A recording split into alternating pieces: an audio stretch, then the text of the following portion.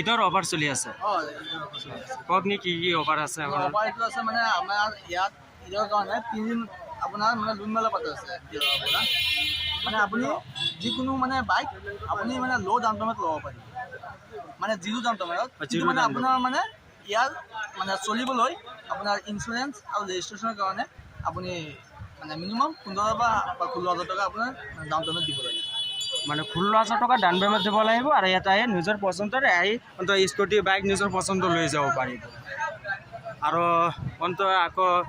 বেছি কোনোবা down payment দিব বিচাৰে কোনোবা একেবাৰে দিব পাৰিব বেছি দিলে সিহঁতৰ মানে ডাউন পে'মেণ্টটো কমি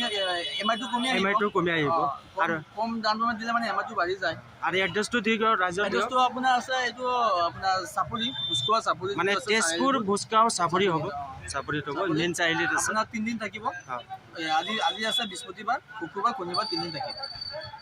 এতিয়া ঈদৰ অফাৰ চলি আছে মানে 3 দিন চলিব মানে তেজপুৰ ভোজগাঁও চাপৰি মেইন চাৰিআলি হয় এইখন চাৰিআলি হয় আৰু এইখন চাৰিআলি আপোনালোকে নিজৰ পচন্দৰ এটা স্কুটি হওক আপোনাৰ নিজৰ এটা বাইক হওক মানে জিৰ' ডাউন পে'মেণ্ট ল'ব পাৰিব আৰু ইয়াত আছে 1 টকা ডাউন পে'মেণ্ট দিও আপোনালোকে লৈ যাব পাৰে আৰু আপোনাৰ নিজৰ পচন্দ আৰু ইয়াত আহি আছে বৰ্তমান বহুত মানুহ আহিছে নিজৰ পচন্দ কৰি আছে চাই আছে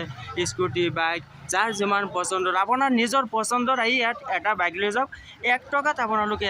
এটা বাইক লৈ যাব পাৰে 1 টকা ডাউন পে'মেণ্ট দি লৈ যাব পাৰে একদম জিৰ' ডাউন পে'মেণ্ট আৰু আপোনালোকে পেপাৰবিলাক বনাব কাৰণে হ'লে সেই টকাটো আপোনালোকে নিজে দিব লাগিব